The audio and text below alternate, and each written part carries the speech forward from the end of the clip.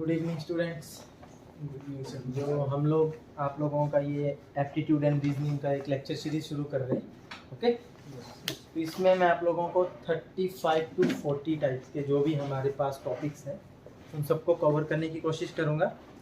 और साथ में ये तो टॉपिक्स हो गए हमारे पास 30 to 35, लेकिन जो हमारे पास लेक्चर्स टोटल लगेंगे इस सीरीज़ में कम से कम हमें लग जाएंगे at least 55 to 60 lectures.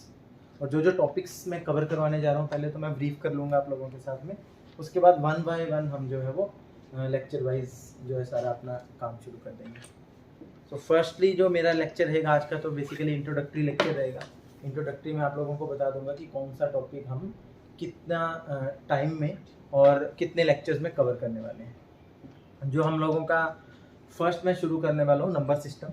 I hope आप लोगों ने पहले पढ़ा है इसके बारे में। नहीं? यस।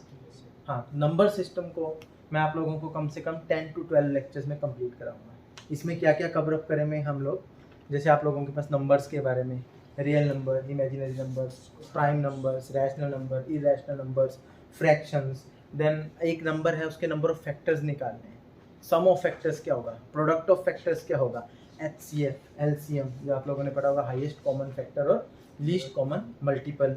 देन बेसिक न्यूमरेसी के बारे में, अगर आप लोगों के पास कोई नंबर है, ठीक है, अगर सपोज करो मैं 100 फैक्टोरियल आपको बोल दूँ तो उस नंबर को जब मैं एक्सपेंड करूँगा तो उसमें कितने नंबर ऑफ जीरोज आएंगे। तो नंबर ऑफ जीरोज, या 10 to the power 20 को मैंने 5 से डिवाइड किया, what should be the remainder. So जो रिमाइंडर थ्योरम है, डिविजिबिलिटी रूल्स हैं, ठीक है, conversion of fraction to decimals and decimal to fractions. तो ये सारे टॉपिक्स मैं आप लोगों को नंबर सिस्टम में कवर करवाऊंगा और एटलीस्ट हम लोग इसको 10 to 12 लेक्चर्स में लेके चलेंगे। नेक्स्ट टॉपिक रहेगा हमारे पास परसेंटेज रेशियोज से रिलेटेड। तो इसमें मैं अप्रॉक्सीमेट 2 लेक्चर्स लूँगा। आफ्टर दैट हमारे पास होगा GMA। GMA के मैं 2 लेक्चर लूँगा। GMA के है जनरल मेंटल एबिलिटी, ठीक है। इसमें आप लोगों के पास क्या आएगा कि अगर हमारे पास ये शेप है, बताओ मेरे पास नंबर ऑफ स्क्वायर्स कितने होंगे या नंबर ऑफ रेक्टेंगल कितने होंगे। तो मैंने एक ये शेप बना दी, अब मेरे पास बताओ नंबर ऑफ ट्राइंगल्स कितने होंगे, ठीक है। तो ये सारे सेशन में आप लोगों को 2 लेक्चर्स लेके जनरल मेंटल एबिलिटी वाले पोर्शन में कवर अप करवाऊंगा। नेक्स्ट आप लोगों के पास रहेगा cube and डाइसिस। Cube and dices में जनरली हम लोग क्या क्या फाइंड आउट करते हैं कि अगर एक आप लोगों के पास क्यूबॉइड है, मैंने उसमें n नंबर ऑफ कट्स लगाए, x एक्सिस में x कट लगाए, y एक्सिस में लगाए, z एक्सिस में लगाए, तो कितने स्मॉल क्यूब्स या क्यूबॉइड में वो डिवाइड होगा। या एक क्यूब को मैंने पेंट किया है ना, 6 फेसेस है, मैंने 6 फेसेस को कलर कर दिया, बाद में मैंने उन्हें कट किया, तो मेरे पास कितने 3 पेंटेड क्यूब्स होंगे, कितने 2 पेंटेड क्यूब्स होंगे, 2 सरफेसेस पे पेंट होगा, कितने सिंगल सरफेस पे पेंट होगा, कितने अनपेंटेड हमारे पास उसमें जो क्यूब्स निकलेंगे। तो वो सारे टॉपिक्स जो है वो हम लोग 2 to 3 लेक्चर्स में क्यूब एंड डाइसिस में कवर अप करेंगे। After that will see number series, है ना, पढ़ा होगा ना, A B C D D D E E, ऐसे आप लोगों के पास सीरीज बनी है तो आपको पैटर्न ढूंढना होता है। कई जगह उन्होंने ब्लैंक छोड़ दिया होगा तो आप लोगों को बताना होगा कि क्या पैटर्न आएगा। या जो भी नंबर सीरीज आप लोगों, ये अल्फ़ाबेटिकल सीरीज और नंबर सीरीज, ये दोनों चीज़ें उसमें कवर हो जाएंगी। 2 लेक्चर्स में इसमें आप लोगों के पास लूँगा। नंबर सीरीज में जैसे आता है ना, आप लोगों के पास कई बार सीरीज दे दी है 1 3, 3 के बाद 9 लिख दिया, 9 के बाद में आप लोगों के पास जो है वो 21 लिख दिया, तो उसमें मैं क्या करूँ, 1 से 3 गया, 2 ऐड किया, 3 to 6 गया, 4 ऐड किया, तो इस तरह आप लोगों के पास सीरीज बन जाती है। तो सीरीज आइडेंटिफाई करनी होती है। तो इन 2 नंबर और अल्फ़ाबेटिकल में मैं 2 लेक्चर्स लूँगा। देन पजल्स आ जाते हैं आप लोगों के पास कि ये शेप है, यानी फर्स्ट टाइम यहाँ सर्कल है, स्क्वायर है, डिवाइड है, प्लस है। नेक्स्ट शेप में क्या आ जाएगा, प्लस यहाँ आ गया, सर्कल आ गया, स्क्वायर आ गया, डिवाइड आ गया। तो ऐसे 3-4 तरह की आप लोगों के पास प्रॉब्लम दे दी है पजल में, और नेक्स्ट पूछा है कि नेक्स्ट पैटर्न क्या हो सकता है। तो ये सारा आप लोगों के पास कैरेक्टर पजल्स में आ जाएगा। देन हमारे पास आएगी नंबर रैंकिंग की, वो मैं 2 लेक्चर्स लूँगा कि हमारे पास केशव जो है वो राइट साइड से 2nd नंबर पे बैठा है और लेफ्ट साइड आप लोगों के पास लेफ्ट साइड से वो जो है वो 17th नंबर पे है। तो बताओ मेरे पास टोटल नंबर ऑफ स्टूडेंट्स कितने होंगे उस रो में, है ना। तो इस तरह से हम लोग जो है वो आप लोगों का नंबर से रैंकिंग को भी कवर अप करेंगे 2 लेक्चर्स में। देन हमारे पास कैलेंडर है, ठीक है। जैसे 1 जुलाई 2020 को अगर मेरे पास मंडे था, है ना, तो आप लोगों के पास 7 जुलाई 2024 को बताओ मेरे पास कौन सा डे आएगा। कैलकुलेट तो हम लोग कर सकते हैं, बट हमें क्या करना है, जो आप लोगों का जब एग्जामिनेशन होता है तो हमें 30 सेकंड 40 सेकंड 1 मिनट के अंदर में कवर अप करना होता है। तो वो कैसे करेंगे वो सारा हम लोग कैलेंडर में पढ़ेंगे, और इसको भी मैं एटलीस्ट 2 लेक्चर्स में लेके चलूँगा। नेक्स्ट आप लोगों के पास आ जाएगा ब्लड रिलेशंस, सारे आ जाते हैं, mother father brother sister, brother in law sister in law. अगर A is related to B in such a manner, तो बताओ C is related to D in such a manner, तो हमने सबके रिलेशंस निकालने हैं, तो that will be cover in 1 lecture. Then time and work, pipe and cisterns. Time and work में आ गया कि अगर 5 लोग एक काम को 10 दिन में कर रहे हैं, ठीक है, तो मेरे पास बताओ कि 10 लोग उसी काम को कितने डेज में कर देंगे, ठीक है। या A is taking 9 days to complete a work, B कितना ले रहे हैं, हमारे पास 8 डेज ले रहे हैं, C हमारे पास 6 डेज ले रहे हैं। तो मेरे को बताओ तीनों लोग जब मिलके काम करेंगे तो मेरा वर्क कितने टाइम में फिनिश हो जाएगा। ये प्रॉब्लम ऐसे हो सकती है कि A पहले दिन काम करता है, दूसरे दिन B काम करता है, तीसरे दिन C काम करता है, चौथे दिन सारे मिलके काम करते हैं। फिर हमें बताओ कि जो कंपैरेटिवली अगर सिंगल काम करेंगे या मिलके काम करेंगे, कितना हम लोगों के पास टाइम सेविंग हो सकता है।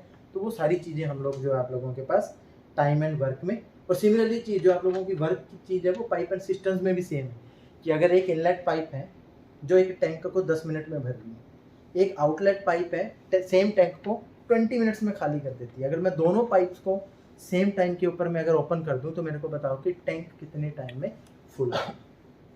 तो ये सारा time and work, pipe and systems at least मैं 2 लेक्चर्स में लेके चलूँगा।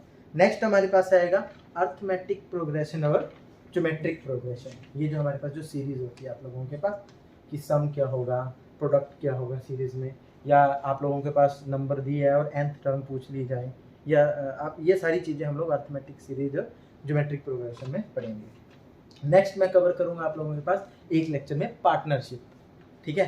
कि केशव ने लगाए 2 महीने के लिए 1000 रुपये, रोहित लगा रहे हैं हमारे पास सेम 2 मंथ के लिए 2000 रुपीज़, श्रेयम ने लगा दिया हमारे पास 2 मंथ्स के लिए 3000 रुपीज़, और नेक्स्ट जो हमारे पास 10 मंथ का पीरियड बचा है उसमें हमारे पास इनमें से कोई भी इन्वेस्टमेंट नहीं कर रहा है, जो भी है वो सारा का सारा पैसा वैसे रह रहा है। तो at the end of the year अगर इन लोगों को 500 रुपीज़ का प्रॉफिट हुआ तो इनकी जो इनिशियल इन्वेस्टमेंट थी उसके अकॉर्डिंग या उस रेशो के अकॉर्डिंग इनमें प्रॉफिट कितना डिवाइड होगा। तो वो सारी चीज़ हम लोग जो है वो आपकी पार्टनरशिप में पढ़ेंगे। Then will have problem of ages कि राम जो है वो अपने फादर से एज में 1/4 है प्रेजेंट कंडीशन में, है ना, और पास्ट में जो था वो अपने फादर की एज का 1/6 था। तो मेरे को बताओ कि फ्यूचर में 10 ईयर्स बाद में राम और उसके फादर के बीच का रिलेशन क्या रहेगा। वो सारा एक लेक्चर में प्रॉब्लम ऑन एजेस के ऊपर मैं लेके चलूँगा। देन प्रॉफिट एंड लॉस, आप लोगों ने एक चीज़ जो है वो 100 रुपये में खरीदी, 20 रुपये में आप लोगों ने प्रॉफिट रखा, 20 रुपये आपने उसको 20 रुपये में प्रॉफिट में बेच दिया, तो फाइनल सेलिंग प्राइस क्या होगा, है ना। या फिर आप लोगों को रोहित जो है एक सामान बेच रहा है 500 रुपये में, उसने बोला मैं 10% डिस्काउंट दूंगा, तो मेरे को बताओ उसके बाद वो कितने प्राइस में उस चीज़ को बेचने वाला है। या फिर केशव ने बोला रोहित 10% का दे रहा है, मैं 20% का डिस्काउंट दूंगा, और उसके बाद में हमारे पास श्रेयम ने बोल दिया कि नहीं 20% का डिस्काउंट तो था, मैं 20% के ऊपर एडिशनल 15% डिस्काउंट दूंगा, तो बताओ फिर सेलिंग प्राइस क्या होगा। तो डिस्काउंट के ऊपर में डिस्काउंट है ना, ये सारी चीज़ें हम लोग आपकी प्रॉफिट लॉस में कवर करेंगे।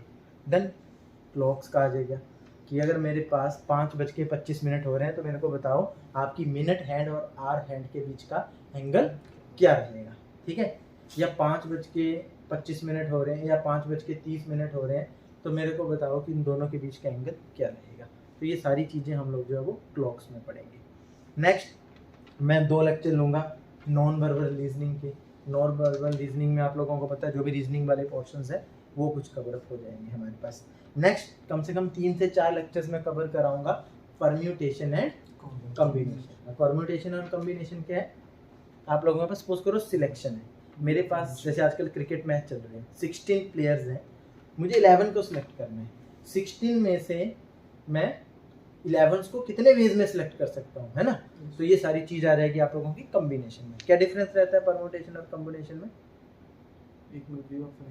कॉम्बिनेशन में हम लोग ऑर्डर को नहीं देखते, ठीक है, लेकिन आप लोगों का जो परम्यूटेशन है उसमें ऑर्डर को भी देखा जाता है। जैसे कि अगर मेरे को इन 3 लोगों में से या आप 5 लोगों में से 4-4 की टीम बनानी, तो मैं क्या करूँगा, या तो 1 2 3 4 इनको लूँगा, या इसको एक्सक्लूड करके 1 2 3 4 को लूँगा, या तुमको एक्सक्लूड करके रेस्ट ऑफ दी 4 को लूँगा।